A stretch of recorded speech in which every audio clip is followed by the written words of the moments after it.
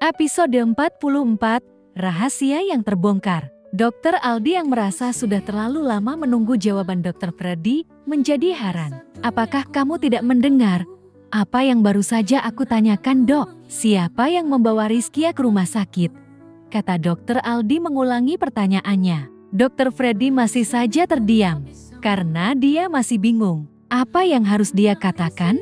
Apakah ini akan menyeret Pak Tauni ke dalam masalah besar atau tidak? Sebenarnya, apa yang ingin Anda ketahui tentang Rizkia, Dok? Apakah ada masalah yang tidak saya pahami di sini? Bukankah saya berhak untuk mengetahuinya? Ada apakah sebenarnya ini? Akhirnya Dr. Freddy memberanikan diri untuk bertanya, sekaligus berusaha untuk tidak langsung menjawab pertanyaan Dr. Aldi tersebut. Sebelum dia benar-benar yakin arah dari pembicaraan ini. Kenapa memangnya? Apakah kamu telah menyembunyikan sesuatu sehingga kamu tidak bisa menjawab pertanyaanku? Kata Dr. Aldi yang justru balik bertanya, seolah dia menyadari bahwa Dr. Freddy sedang mengulur waktu. Saya tidak merasa sedang menyembunyikan apapun, hanya saja saya merasa perlu untuk mengetahui duduk perkara dari masalah ini. Karena saat ini saya merasa bahwa saya sedang diinterogasi tentang sesuatu yang tidak saya ketahui. Jika Anda ingin mengetahui masalah video pada saat saya melakukan operasi kepada Rizkia, apakah video tersebut telah mendapat izin dari objeknya ataukah belum, maka saya akan segera menjawabnya. Terus terang, jawabannya adalah, iya, saya sudah mendapatkan izin dari yang bersangkutan. Baik itu orang tuanya, juga dari Rizkia sendiri. Itulah alasannya kenapa saya menunggu selama 6 tahun lamanya, baru menggunakan video tersebut. Karena saya juga masih menunggu hingga Rizkia sudah bisa diajak berbicara akan hal ini dan bisa memahami serta mengizinkan saya menggunakan video tersebut untuk kepentingan jurnal saya.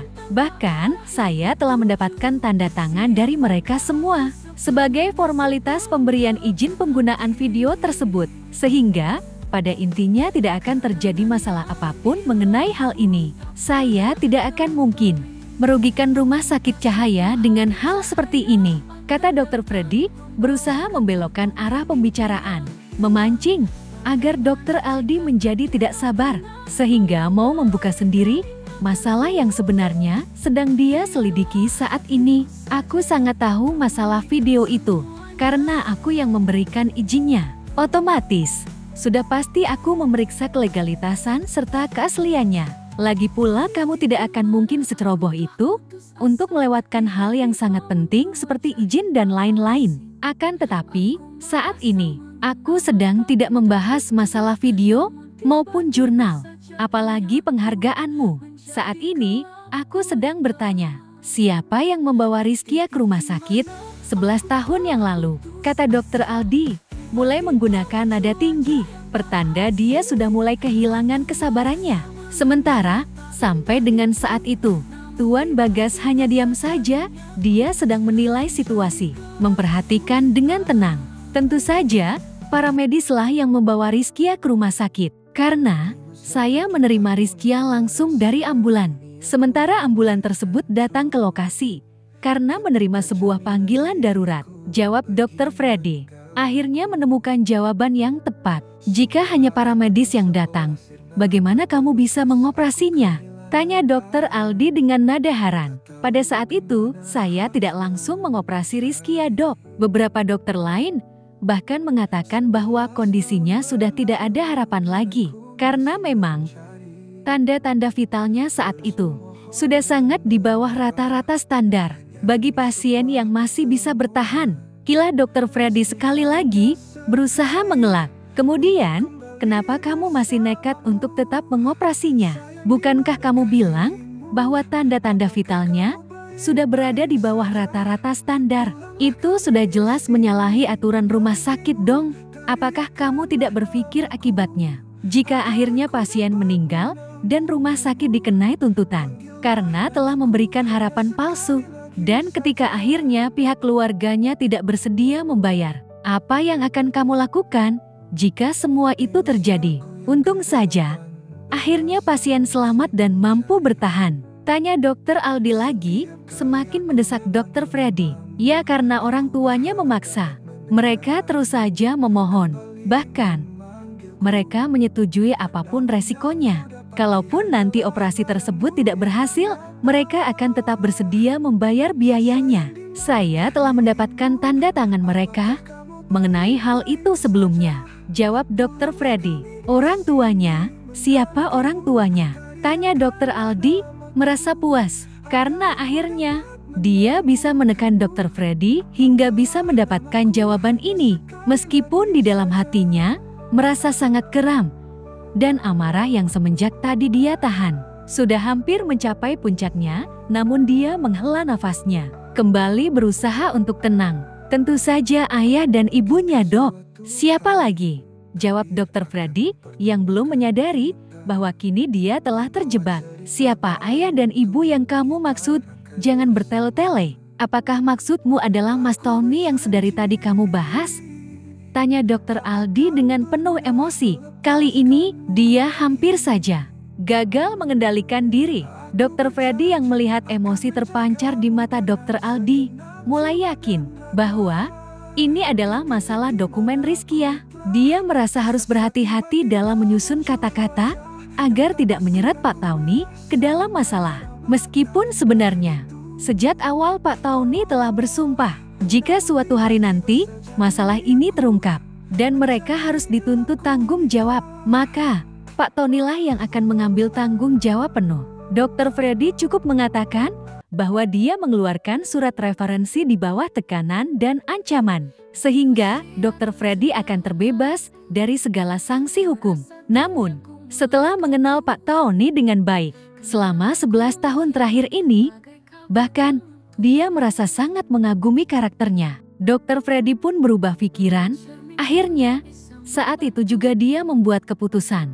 Jika memang harus terungkap, maka dia akan mengambil alih semua tanggung jawab itu. Dia akan merelakan izin medis yang dia miliki. Meskipun harus kehilangan gelarnya, dia akan bisa memulai semuanya dari nol. Setidaknya, pengadilan akan meringankan hukuman baginya. Mengingat dia memiliki banyak penghargaan, dan juga ini merupakan satu-satunya pelanggaran yang pernah dia lakukan. Mengingat begitu banyak nyawa yang telah dia tolong, hukum akan sedikit memberikan kelonggaran terhadapnya. Berbeda dengan Pak Tony, pasti akan sangat berat untuknya. Apalagi jika termasuk mengancam seorang tenaga medis, itu akan sangat memberatkannya. Sedangkan saat ini, Bu Rianti tengah hamil setelah 16 tahun menunggu. Maka, dengan hati yang yakin dan mantap, Dokter Freddy telah siap untuk bertanggung jawab sepenuhnya. Dia bahkan tidak akan menyerat Pak Tony maupun Bu Rianti.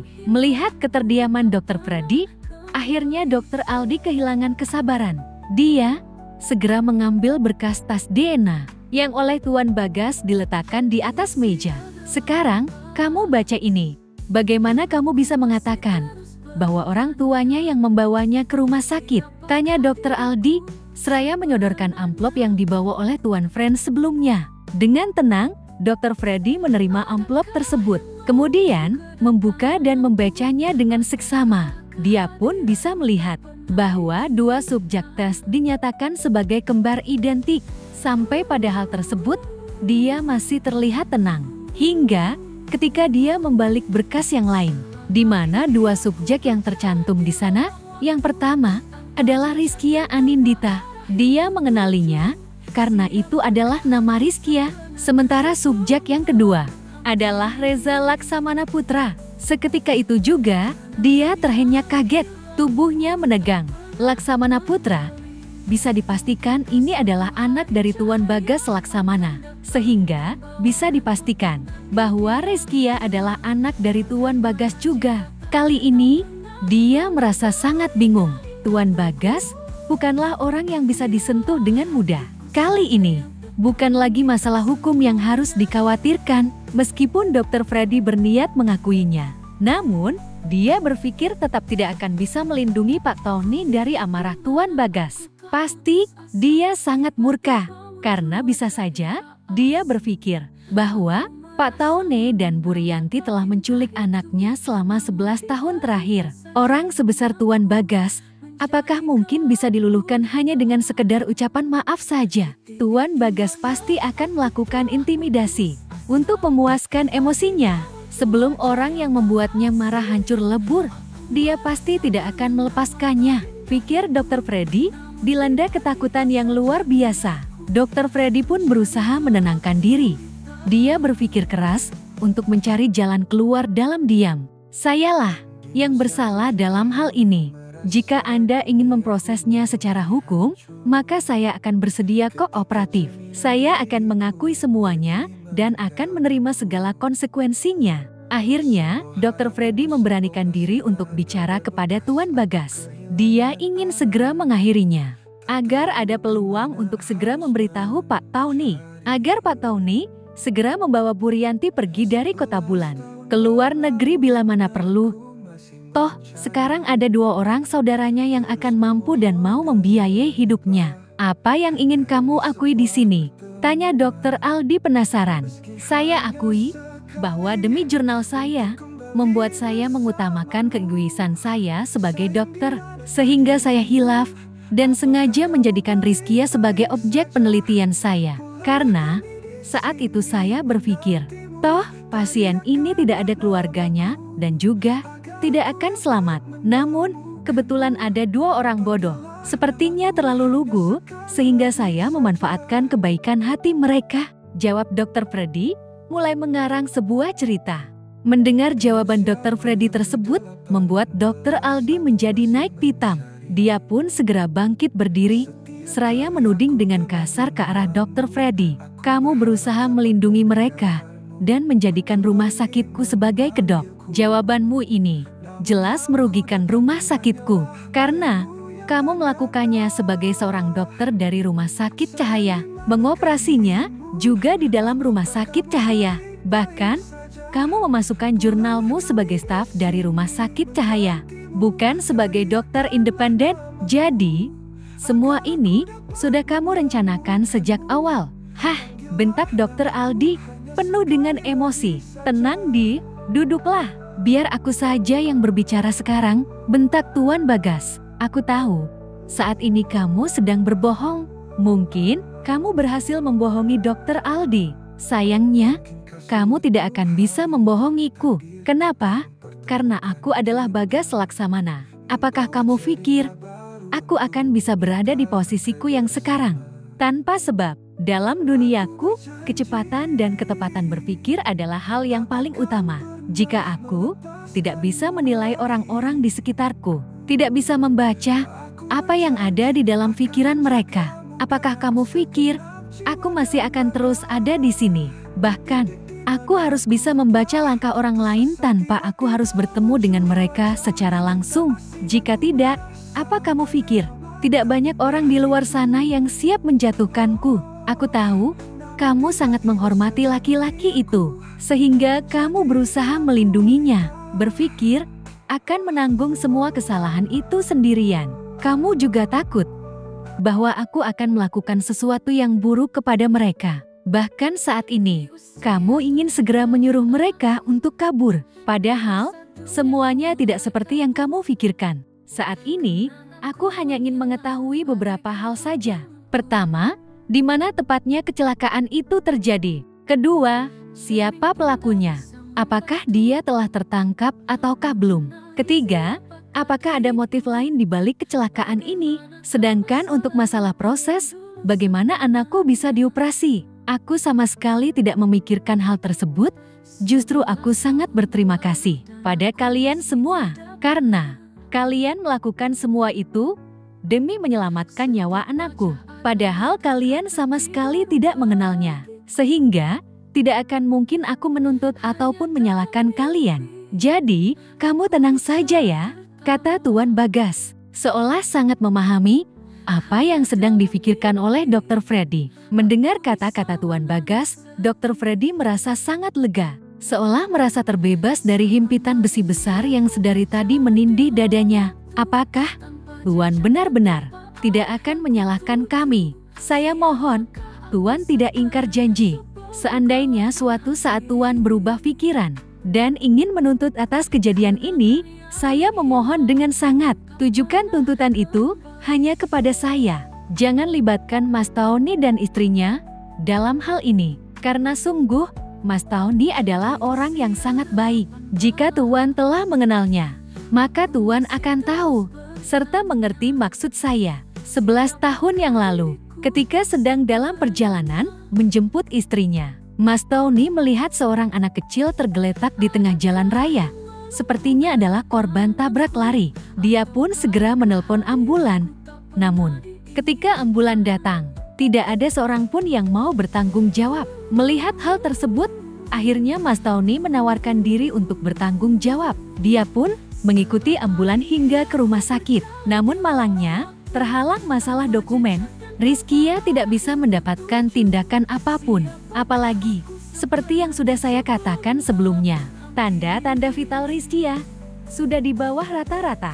Sehingga tidak akan ada yang mau mengambil resiko. Ketika istrinya ikut menyusul ke rumah sakit, dia bahkan sampai memohon-mohon kepada semua perawat dan dokter yang bertugas saat itu. Namun, ya karena dokumen tadi, makanya tidak ada seorang pun yang menggubrisnya. Hingga 3 jam berlalu, Rizkia hanya tergeletak di UGD. Sampai akhirnya, ada seorang hakim wilayah yang menelpon saya. Pada saat itu, saya sedang berada di ruangan saya. Sepertinya dia adalah kenalan dari Bu Rianti, istrinya Mas Tony. Hakim tersebut meminta saya membuat surat referensi sekaligus surat penangguhan dokumen. Dia mengatakan bahwa nanti dia akan membantu proses hukum berikutnya. Awalnya, saya menolak hal tersebut dengan tegas. Namun, karena dorongan rasa penasaran, saya pun turun ke UGD, sekedar untuk melihat saja. Entah kenapa, akhirnya saya luluh ketika melihat Bu Rianti yang mengiba dengan begitu tulusnya. Hingga, ya itulah yang terjadi. Saya membuatkan suratnya, dan Rizkia bisa dioperasi kepala, tangan, dan kakinya sekaligus. Hampir 15 jam, Rizkia menjalani operasi gabungan sekaligus tersebut, di mana awalnya saya merasa hal itu sungguh tidak mungkin dilakukan. Mengingat kondisinya yang sangat kritis, saya sangat sangsi bahwa dia akan mampu bertahan. Namun, mukjizat itu datang. Rizkia mampu melewati operasi dengan sangat baik, bahkan dia mampu melewati masa kritisnya, dan luka-lukanya juga bisa pulih dengan baik. Masalahnya, setelah berminggu-minggu menunggu, amnesia yang awalnya saya pikir hanya bersifat sementara, ternyata sebaliknya. Dia sama sekali tidak mengingat apapun. Bahkan nama dan umurnya sendiri dia tidak tahu. Tentu saja, hal ini membuat kami bingung. Harus berbuat apa? Akhirnya, Mas Tony memutuskan untuk menunggu. Siapa tahu akan ada keluarganya yang datang. Namun setelah lama menunggu, keluarganya juga tidak kunjung datang. Saya sudah menyarankan untuk melaporkan ke polisi saja, tapi Mas Tony tidak setuju. Menurutnya, polisi juga akan kesulitan mencari orang tuanya. Karena Rizkia tidak ingat apapun, nanti akan sangat berbahaya. Kalau ada orang yang hanya mengaku-ngaku sebagai keluarganya, saya juga menyarankan untuk menyerahkan kepada kerajaan. Namun katanya, nanti kasihan kalau keluarganya datang dan mau mengambilnya. Malah tidak bisa. Sebenarnya, niat awal kami, surat referensi ini sifatnya hanya sementara saja. Hanya untuk keperluan medis saja.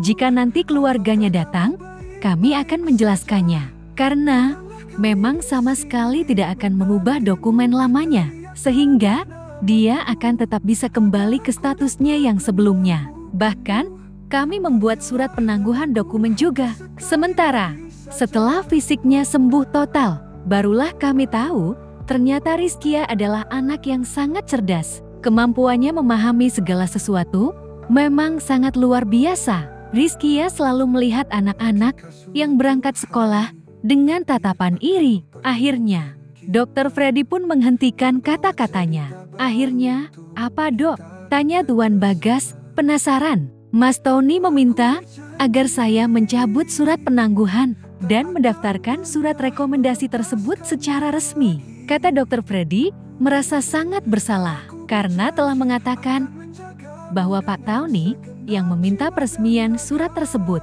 Akhirnya, Setelah surat tersebut diresmikan, anakku berhasil memiliki dokumen identitas sehingga dia bisa sekolah. Begitukah, Dok?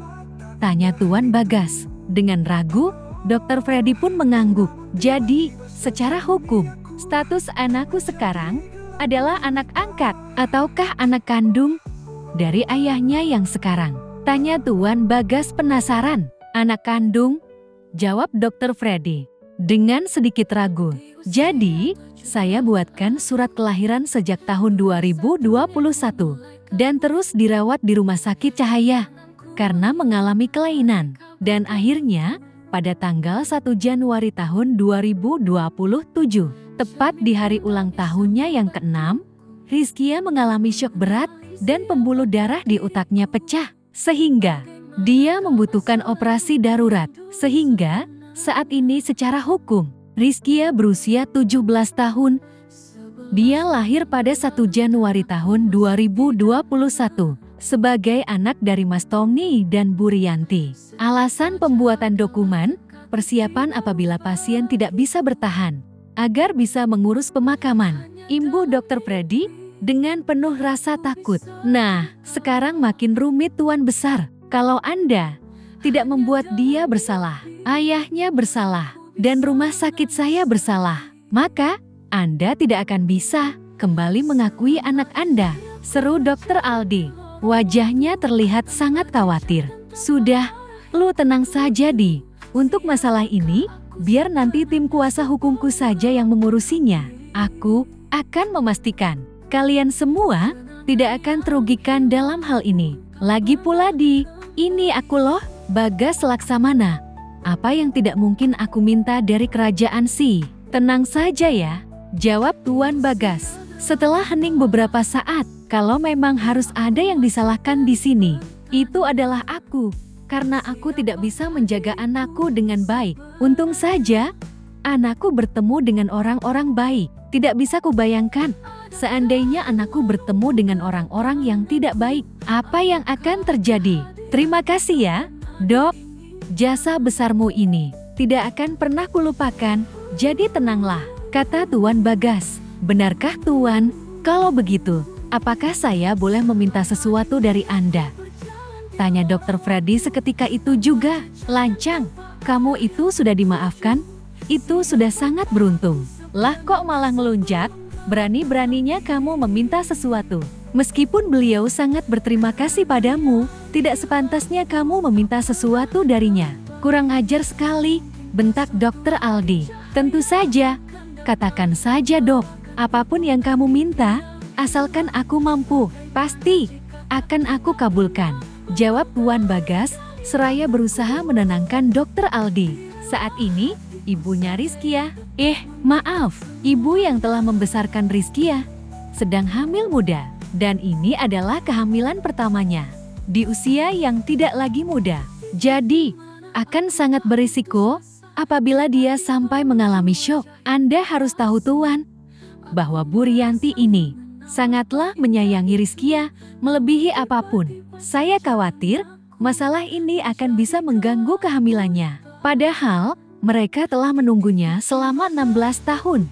Jadi, kata Dr. Freddy terhenti. Dia tidak berani melanjutkan kata-katanya. Jadi, kamu meminta supaya aku tidak mengambil anakku sekarang juga. Begitu Dok. Lalu, menurutmu, kapan tepatnya itu? Apakah menunggu nanti setelah selesai lahiran saja?